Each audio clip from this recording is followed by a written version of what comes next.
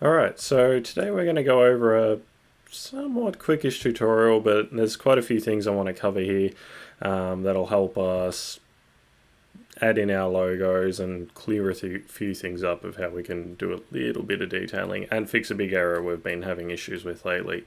Um, we'll start with that, the error. Now, when we've been doing some stuff in class, we've been talking about how we want to round out some of these edges, what we tend to call CAD edges, where it looks really rough. If I come down to somewhere there, okay. So we've got a fillet running all the way around, just breaking up the edge of that chamfer. So if we come all the way back before that, we can see we've got the chamfer there, and it gives you that really sharp edge across the top, which when it comes to rendering doesn't look quite right. We've had some good discussions about this, but just where it transfers from one face to the other, it's much too sharp. We found in VRED there was an option to soften some edges, but we're working just in Fusion at the moment. So the problem we have is when we do or add this fillet in, it is quite small. You don't want it to be too big because then you're actually deforming the shape from what you originally intended. We just want it to look a little bit more realistic. So now these fillets do take a lot of time to compute. They do run all the way around it. So bear with me while this thing loads up. And yeah, so we want to replicate something like the injection molding process, where you're not going to get an absolutely sharp, crisp edge on the inside of one of these sunglasses, or well, the inside of the mold on these sunglasses. There's going to be a very slight roundness to it, which is fine.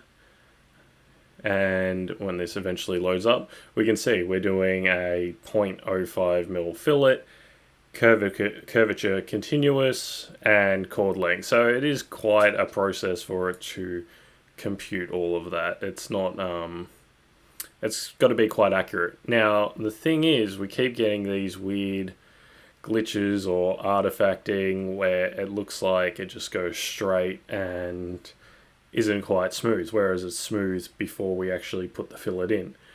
The reason for this is the way that Fusion calculates these surfaces and does, well, detail control. Now, we had this come up when we were looking at something, and Shashank, a good student, mentioned that we can change the detail control.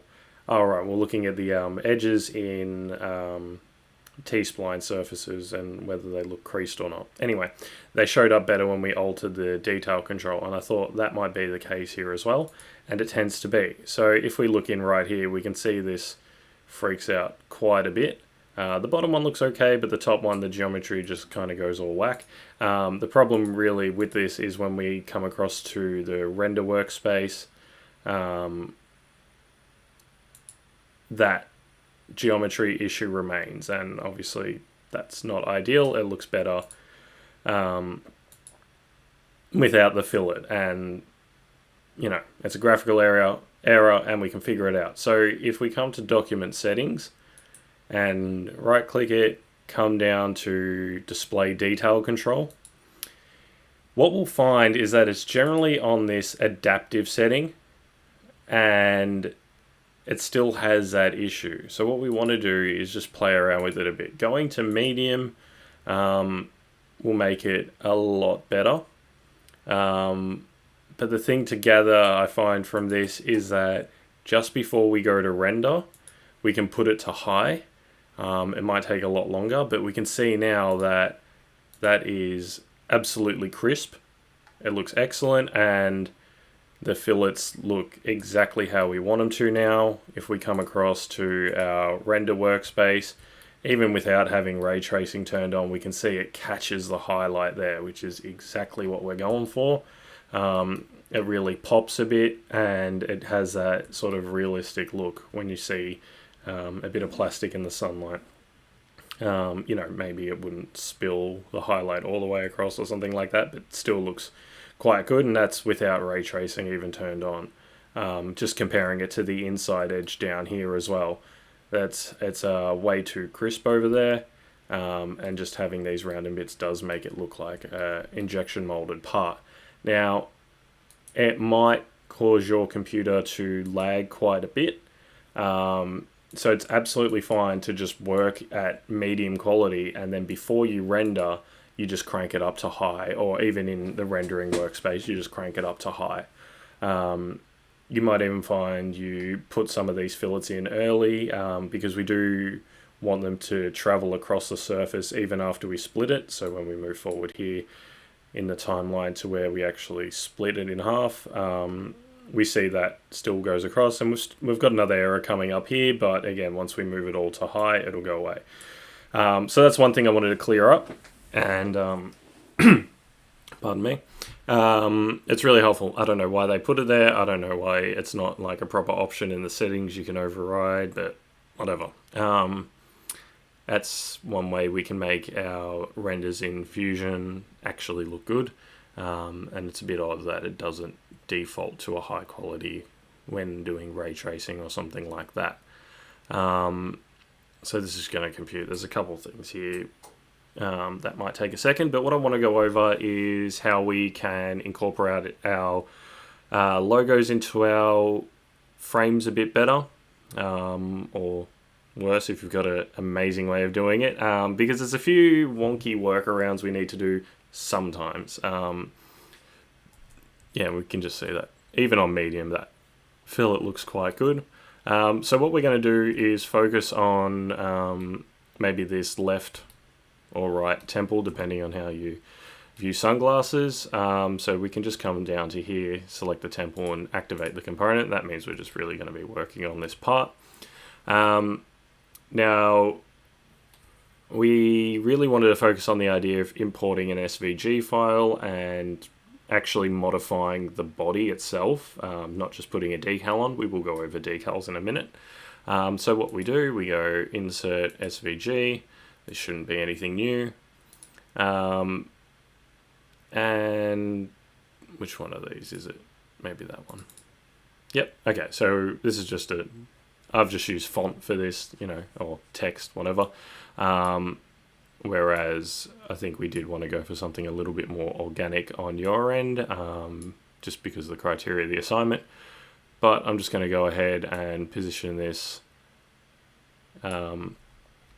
somewhere roughly in the middle, maybe in the middle of these. Doesn't really matter. Alright, that looks absolutely excellent, and I'm happy with that. Now, it doesn't really matter either where the plane is or anything like that, because it generally just gets projected. So there's a couple ways we can do this, and I've had some students ask because they've had issues.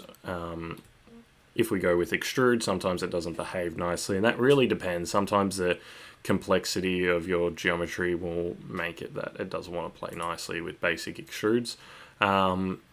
But looking at the extrudes, we can do some things where we select our profiles. Our start is going to be from the object, so we want to start from like this face out here, and from there we can pull it out a bit. It's just going to take a second.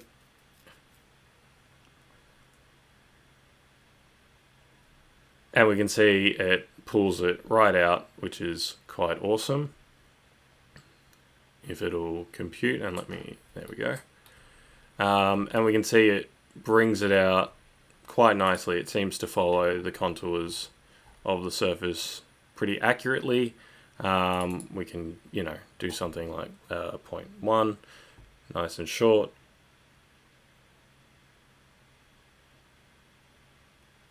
I might even lower the quality down again just to make everything run better. We can do something like make it go into two directions. But this is where we've had a couple issues. Like right here, it's coming off directly straight along that vector. It is mimicking that front face, but it is following the vector, so it's not like as if it's a perfect offset. Sorry about that. It's not like it's a perfect offset or anything. So there's a couple things that aren't quite right. You know, we might want it to just come outwards like it is actually being offset from the surface. Yeah, so look, this can work. In a lot of cases, it's perfectly fine. Especially with the way this works, it's really quite simple. You just hit OK, and you would probably not leave it at that. What you would then do is run a combine where you use your tool bodies to actually cut out a section from the main component. We'll give that a second to load up. And you just want to make sure you have keep tool selected.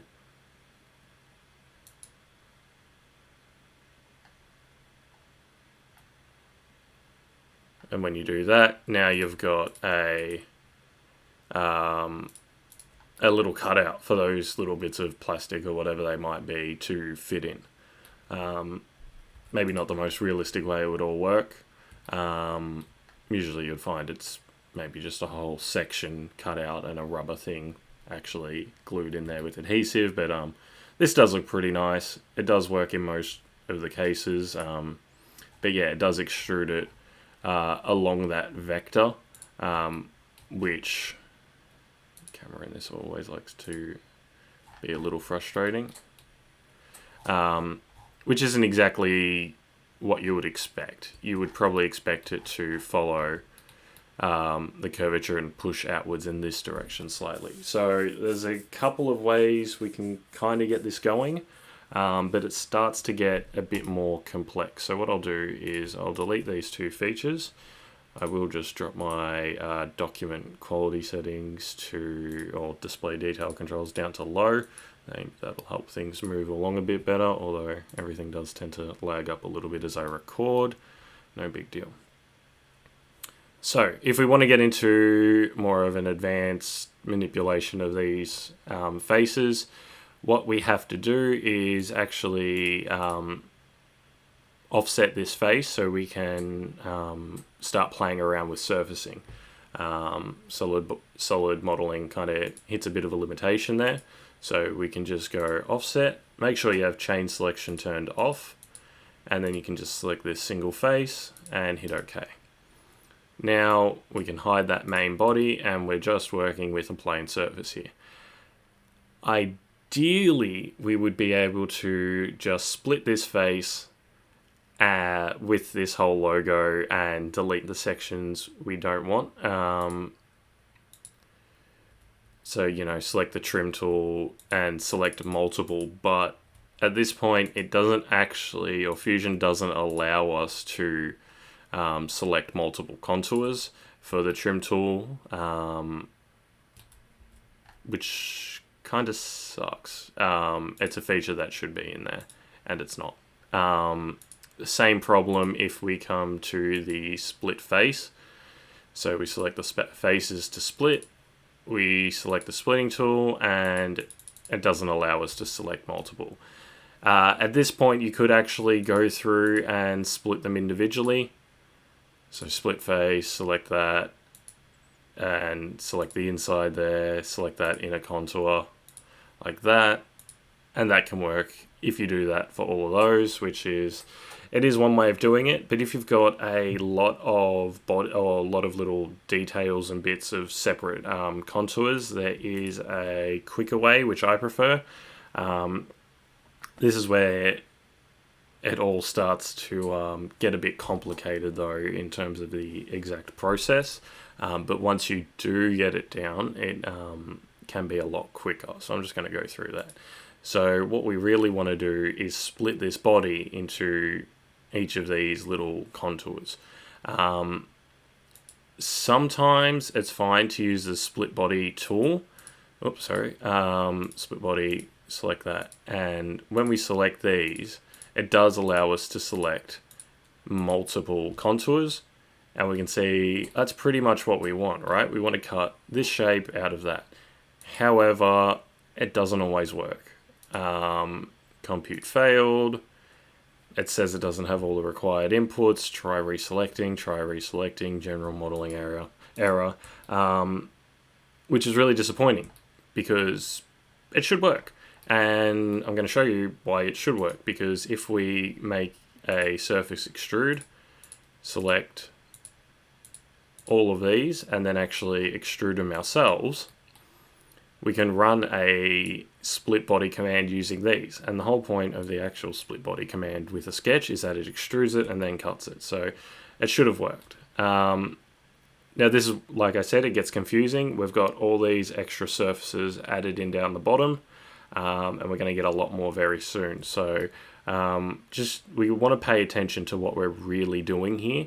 Right now we've got this side surface, and we want to split it with these. So we come and do split body. We're going to split this one. We're going to select the splitting tools. Somehow that managed to select 70. So what we can do is just make sure when we select them individually, it's selecting the whole body and not just the face. You can see here it's selecting the face, but when you put on the front edge, it selects the body, or the whole surface, I should say. So you do all that. Just get that body highlighted. That looks pretty good. It should be 7. Yep, and we can see they're all pretty much selected there. We go OK. Alright, so now it's done some more splitting. And what we have to do is actually start getting rid of these surfaces. So what we can do really quickly, because we could come through and hide or remove them all as one, what we do is we select them all like that. We can even use Shift to select another one, and we just hide them. So that way it's easier to select them through here. So you hit the V key, or you can go Show Hide. We can do that with these inner bits that we don't want as well. Show hide, do that. And now we know which ones we want to delete. It looks like I accidentally selected the top ones in that too, or they didn't split out properly. So let's have another look at that.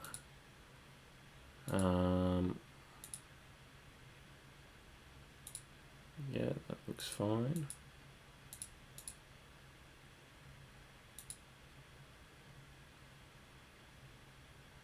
Yeah, it looks like some of those didn't behave exactly how we wanted to.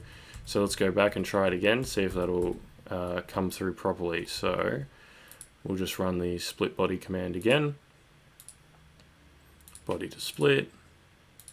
Maybe I selected the faces of those incorrectly and didn't notice it.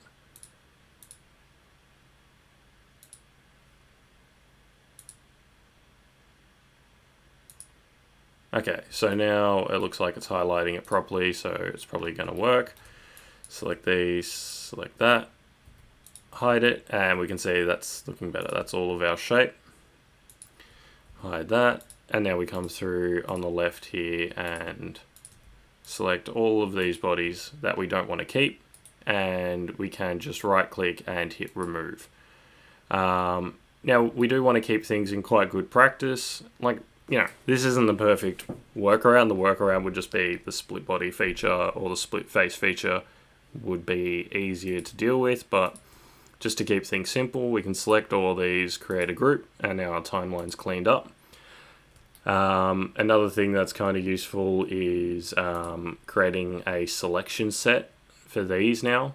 What we can first do is create a group. So we'll call it a new group here, call it logo, because we might do a lot more things with the temple later, adding little rubber ear rests or something like that. So we just know that our logo folder has that.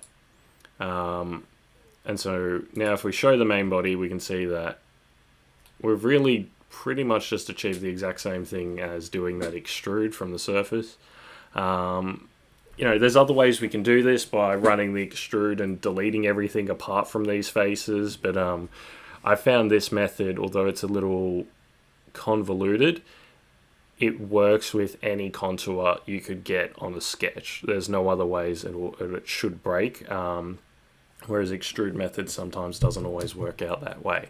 So it might feel like we have to fight the program a bit, but in terms of teaching a method that's consistent, I think this is quite a good way to get it going.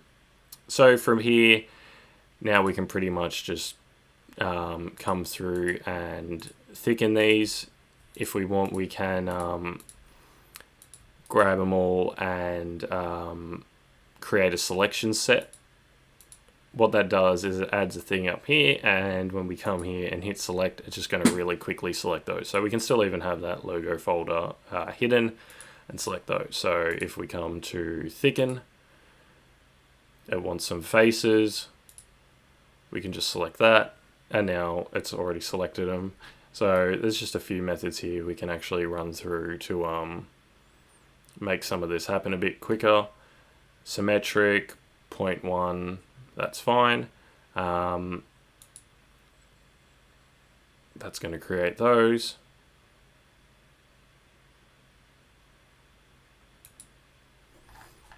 And we can see that got that, and if we go visual style wireframe, we can see it's going in that exact amount as well, if the camera plays nicely. Yeah, so we can see, I think, yeah, that's going in as well as coming out, and then we're just running essentially the same thing of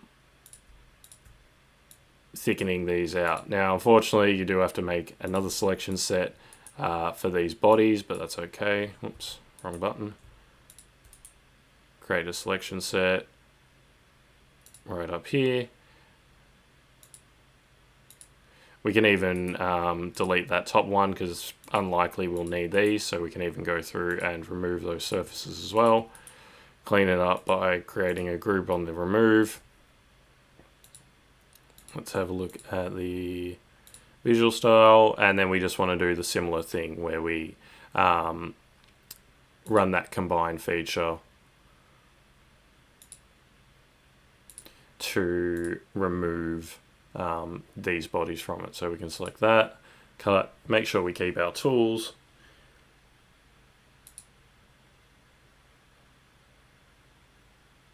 And finally, yeah, we've got a really consistent method of putting our logo on the side of our temple. So we go back to our whole thing now, and we can see that it's quite nicely integrated. All the offsets are going to be correct. It's going to push out in the right direction as well. It's not going to be just directly along a vector. We can see it does push out at that slight angle, which is exactly what we want. So it matches, and it's, advanced CAD, it's the little details, right? So that's one way, right? There's other ways. You might even just want to split the face and just have a texture on the face that's in that form, which is maybe a little unrealistic unless you want to just make it a sticker, but at that point I'd probably suggest using a decal. So let's get into more basic decal stuff. If we want to put a decal on this, it's quite simple. We go insert decal. This is where, when you're exporting from Illustrator or Photoshop, you want to make sure to export it as a PNG with a transparent background. Otherwise you'll find you get the blank space is filled up. Sometimes it can be quite awkward positioning these if you're just putting them on the surface like this. There are other ways to do it with projection mapping, but at this point it's quite simple. You just pretty much put it on there and locate it. Obviously it won't have the depth. It'll just look like, well, a decal on a surface, but that can work really well in a lot of places. Maybe we'll put one of those on the bottom of the lens. Maybe you want to make one of those little quality guarantee stickers that sunglasses sometimes come with. One of the other things is this decal is black, and And what we might want to do is when it comes to rendering our glasses, we might think, you know what, maybe we want to make our glasses like a very dark grey or something like that. And the problem with that is we can come in and select our actual physical embossed logo and change the color of this however we want. I should have just used the selection set, sorry. You know, we can come through and change that to a bright red or a yellow or a green or whatever it may be, right? Unfortunately, with a decal, you can't really do that quite easily. However, what you can do with the decal is replace it quite easily. So this is where you would come into Illustrator, Photoshop, whatever, change the color of it to yellow or whatever you might want, and save it out as a PNG.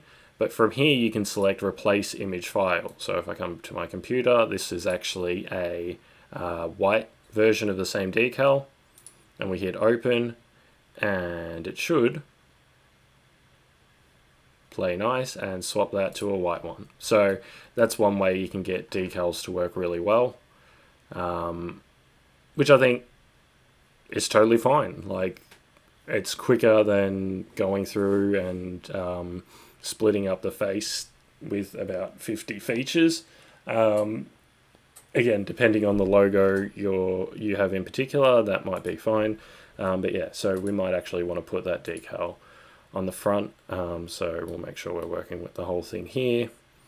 Come across to Insert, Decal. And we'll probably go for a white one. Sometimes it might play up doing it on something that's meant to be transparent. I don't know when decals usually go on glasses. I'm just going to put it down here, and we're just going to assume that's fine. It might play up being a transparent thing on that. If it really does play up too much, then I would say the easy way to go about it is to Photoshop it. But in this case, it seems to be working. If I let that render out slightly, when I zoom in, we'll see that the white decal shows up on the lens fine. There's no issues with transparency or anything like that. So that should be fine. So yeah, it could be you want to put like a little quality assurance sticker on it or another name or something like that. But yeah, they're pretty much the main things of what I wanted to cover today. Obviously not too much new stuff going on, but just yeah, when it comes to rendering, we really want to make sure that our quality is bumped up to that high setting, just so we get those really crisp surface transitions going. Like you might find on this, you want to, and we can take off the curvature to make it run a bit faster. 0.05 on that. But yeah, sometimes these renders take quite a bit. Oh, sorry, these fillets take quite a bit to actually implement. So you might want to leave them to the end, although the ones that run across the whole frame, I would suggest doing them a bit earlier. Okay, apparently it doesn't like doing that size on that. I am just going to ignore that one, and I'll just do it on this one. Just because I can't be bothered dragging this video out too much longer. There's really no need. Maybe it'll give us a good comparison. So yeah, looking at it with that amount of quality, let's bring those in closer, and we'll change the color back to something a bit brighter. Let's go. What's a good color? Let's go with some orange. Why not? And we'll change this down to a grey. I'm working across two monitors that aren't color corrected, so it might look very weird on your screen if it's faded or sharp. And yeah, so we've still got this issue here, so that's when we just want to come to detail control, go from low to high. This might take a couple minutes depending on how complex your geometry is and the whole thing is. It might actually take a while to recalculate everything once you've got the completed assembly. And we can see that's quite good. Not absolutely perfect, but quite good. And yeah, we can do something like that, whatever way you want to look at it really. And when you hit render or in-canvas render, it really starts to look, I would say it looks quite great with those small little fillets. It rounds it out. It starts to look realistic. We do get a bit of issue with, you know, how sharp these now look on the logo. You might even want to come and put in a small fillet on your logo. Or maybe you want it to be crisp, like, you know, you acknowledge that it might not look 100% real, but it's meant to be, it's meant to pop, right? And then you can quickly turn it off if you just want it embossed. Or if you want to do maybe something else with it, you have it embossed and you just apply a color to the faces. So you can come through and select those inner faces, and sometimes this can give a really cool effect too. So really there is a bunch of different ways we can put our logos in. So something like that looks pretty cool. And that isn't too hard to have sort of manufactured in or anything like that. So yeah, playing around with the depth of everything can really give some impressive results, especially when you go on these sharper angles. You can really see it's offset. It's interesting. Yeah, so just wanted to go over that. We've still got another class to fix up some of these little bits and pieces before we have to submit. But we should be trying to get to that point where we get some really cool renders going anyway. Yeah, thanks for watching and good luck with the rest of the assignment.